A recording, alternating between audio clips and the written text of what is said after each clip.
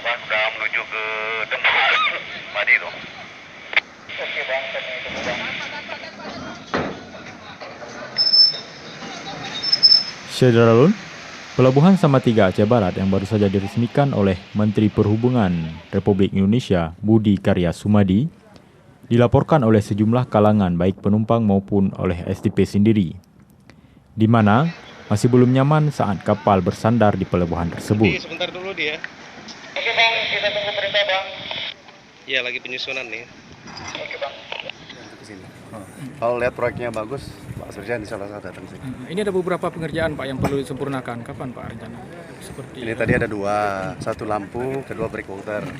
Kita nanti lihat. Ya. Gaya-gaya nggak dapat nih, Di. Oke Bang, kita tunggu aja Bang.